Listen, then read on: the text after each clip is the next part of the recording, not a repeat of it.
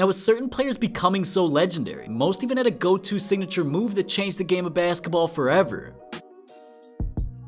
Now, it's definitely no doubt that Dirk Nowitzki was a one-of-a-kind player, and he impacted the NBA in a huge way during all of his 21 seasons with the Mavericks. And even though he won a championship in 2011 and finished his career 6th on the all-time scoring list, the thing most notable about his career was his trademark one-leg step back. Now, Dirk's signature move hadn't always been a part of his game, but he admitted he got inspiration for it after seeing how effective Hakeem Olajuwon's dream shake was, and how effective it became during his career. But Dirk talked about this saying, "I came up with a shot where I just have to basically lean back and not be athletic at all and just hoist it up. I came up with my own dream shake, I guess, the white version." Dirk also talked about how he invented a shot like this because of his lack of ability to create a normal shot off the dribble, and he said, "I was never the fastest guy beating somebody off the dribble, so I had to come up with something to create a little separation. The step back is a good way of just creating that and still get the shot over them. I'm 7 feet tall and there's really not a lot of guys that can't shoot over, so by creating a little separation, usually they can't get to it, and that's how it started." ESPN Sports Science did a feature on this shot where they took in every aspect of what goes into the one-leg step back, and they eventually came to a conclusion that Dirk leans back at a 20-degree angle while lifting his leg, which ultimately creates about 3 feet of space between him and the defender. Throughout Dirk's legendary career, he actually had a shooting coach named Holger, and when he sat down for an interview, Holger was asked if he was the one who invented the shot, and he said, "No, we tried to figure out the perfect shot where you can make the most mistakes and the ball still goes in. If you have such a technique, then you can take riskier shots and still shoot the same percentage as all the other guys." And that was one of the pieces of the one-step fadeaway or the flamingo shot, or whatever it's called. You can try so many different things and get more risky with your technique and skills if you obey the physical laws, because as much talent as you have, you cannot beat physics. With Dirk becoming so legendary during his 21 years in the league, present day we've seen others around the league trying to develop this shot in their own games, but when Dirk was asked if it bothered him, he actually didn't take it as any sort of disrespect, and he said, "It's been an honor to watch some of the guys adopt that shot. I've always said that it's not that hard of a shot to shoot. If you have good balance, if you have good touch, anybody can shoot it." To see some of these guys put it in their repertoire and really make it a household shot, it's been fun to watch. Now, with Kareem Abdul-Jabbar becoming one of the greatest players ever during his career, winning 6 championships, 6 MVPs, being an all-star 19 out of his 20 years played, and of course being the all-time leading scorer in history, a huge factor in him accomplishing all of this was a signature move that nobody's been able to recreate in the same successful fashion, his skyhook, and many claim it was nearly impossible to defend. But recently Kareem was asked to break down this one-of-a-kind shot, and he explained saying, "It was the only shot I could shoot that didn't get smashed back in my face, so I learned to rely on it early, and it was always something I could get off even in traffic. When you shoot it, you force people to wait for you to go up, and if they wait until I started to shoot it, then they'd have to judge the distance and time it, and it's gone before they can catch up to it. That's, for me, the beauty of it. You're in control because of when you're going to release it and where. The defense has to see that and calculate everything before they get an opportunity to block it." Even during his playing days, Kareem had critics, but never let it get to him, and continued to excel playing the game his way, and he had the perfect response towards those criticizing it by saying, "I use it to become the leading scorer in the history of the NBA. There has to be something about it that works." But nowadays the game has completely changed, as we've seen teams become more reliant on three-pointers than ever. And when Kareem was asked why he believes the skyhook is faded away in today's league, he said, "I think it has to do with the way they're teaching the game. They're not teaching kids how to post up. Everyone wants to shoot three-pointers, but it should be part of every big man's game, and it's not." Now, a few players in today's NBA have tried to learn the skyhook, and Marc Gasol, who's an avid user of it, talked about this, and he said, "The balance is the tricky part. You have to understand where you are. Once you commit to that shot, especially from the set position, you have to be very precise." Enes Kanter, who's also tried to use the move but stopped because of how difficult it is, talked about the saying, "If you don't stay low and you don't stay balanced, the defender can push you, and you take a crazy shot, it's hard." But at the end of the day, Kareem himself still believes the shot is as effective as you can make it, and when perfected, it can be nearly unstoppable by any big man, and he talked about this saying, "I don't recall ever being blocked by somebody who's guarding me.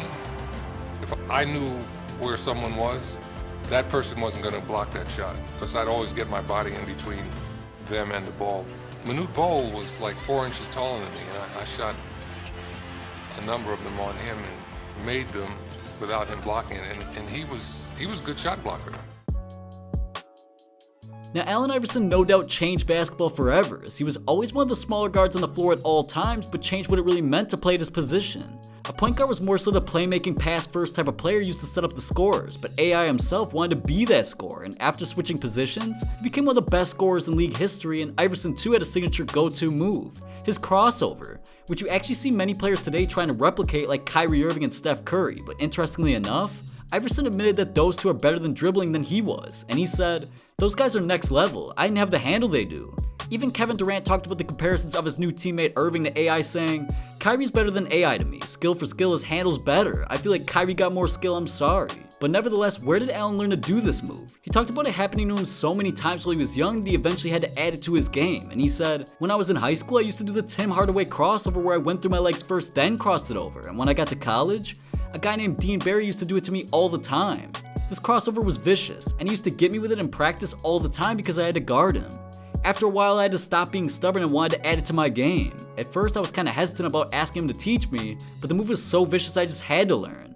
Now, as far as Tim Hardaway's opinion on this, he doesn't believe AI should get the credit he's gotten for bringing this move to the game, but he said, "The crossover, everybody says Allen Iverson. I'm gonna tell you this and I tell everybody this. Allen Iverson carried the basketball. I had the original killer crossover and people are doing my move. They're not doing Allen Iverson's move. They're not doing nobody else's move. They're still trying to perfect my move as the killer crossover and it's my move, alright? I brought a unique style to the game."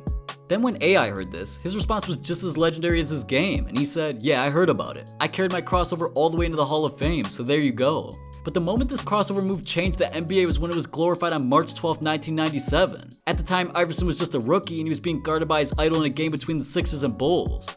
He was at the top of the key, and he did his signature double crossover move which got Michael Jordan reaching, and allowed AI to get space and make the shot. Years after doing that move on arguably the best player ever, Iverson said the move was years in the making, and during an interview recently he talked about this, saying, "I remember that play vividly because Michael Jordan was my hero. Everybody knows that. He was my favorite player, my idol. I literally wanted to be like Mike. And all I was thinking about after the fact was that no one never probably would have known anything about that move if I wouldn't have made the shot afterwards, because they don't do that on ESPN." Now, as far as Michael Jordan's take on the situation, AI explained that up to this point, Jordan still hasn't forgiven or forgotten the moment. And Allen said, "I live in Charlotte now, so I went to a Hornets game and I was in his office. It was just me and him and one of my friends, and I was just telling him how much he meant to me and how much I love him. But he was like, 'You don't love me, you wouldn't have crossed me like that.'" Now, other than this, Allen displayed a wide range of scoring ability throughout his entire career as he averaged nearly 27 points per game throughout. And the other notable moment of this crossover came during his only NBA Finals against the Lakers, where he got the ball, drove baseline and crossed over, hitting the shot on Ty Lue and stepped over him. Now, Hakeem Olajuwon is yet another player who dominated during his era, and it's mainly because of his unique skill set that allowed him to do various moves without him ever being figured out. And this included his signature move, the Dream Shake.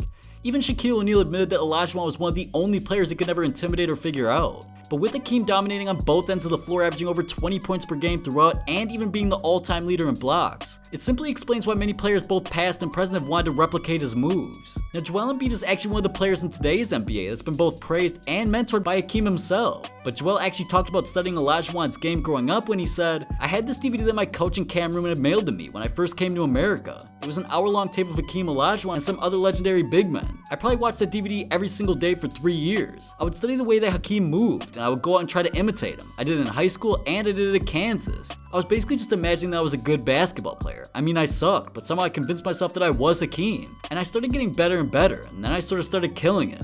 He started playing basketball so late, and he's from Africa, so we kind of have the same backstories. He's been one of my idols. Now, after watching Embiid continue to develop all these years, Hakeem was very impressed, and he talked about Joel becoming the Olajuwon of today's NBA when he said, "I was very, very impressed with how he was moving. The movement that I know, wow, I can see myself. He has the tools and the talent to be able to do those moves." But as far as Olajuwon's signature moves go, Hakeem recently sat down to explain the Dream Shake and others in his arsenal, and he was also asked why he thinks other guys want to learn his moves so bad. But Hakeem said, "These players used to watch my moves and like my style of basketball, especially the movement in the post. They want to learn them, but when someone like Kobe calls and wants to learn my post moves to incorporate into his game, it's the ultimate compliment." Now, despite James Harden being criticized over the years for his one-of-a-kind moves and ability to draw fouls like none other, he's still been putting up 30 points per game the last few seasons and is drastically influencing players around the league. James' one-of-a-kind crossovers and stepbacks have often received criticism for being travels, but he continues to use these moves and improve his game, adding things like his one-leg stepback for very specific reasons. And he talked about this saying, "I'm a creator. When it's all said and done, I want to be one of those guys where people say James made a whole new path, a whole new wave of being creative with the game of basketball. Every day I'm trying to find ways to improve my game, improve the entire game of basketball, and you've got kids watching me trying to be creative as well. Everything that I do is about keeping defenders off balance and on their toes. If you have that every possession, you're basically unguardable." Then you have the haters who talk about, is that a travel? Is that too many steps? That's just the haters. That's when you know you're doing something right, when you've got people talking about you, and I let the haters keep talking. With people hating on Harden's way of play, it hasn't really mattered, as we've seen players like Steph Curry attempt to pull off James' step back, so it's only a matter of time for many others to do the same. But James has continued to emphasize that he's not slowing down for anybody, and he wants his moves to go down in history, and he talked about this saying, you know how Mike Jordan has his fadeaway, and Dirk Nowitzki has his one leg, and Kareem had the skyhook? I want my step back to be one of those moves that last forever. Now go check out the tallest players in the NBA, and subscribe to stay up to date with the NBA 100%.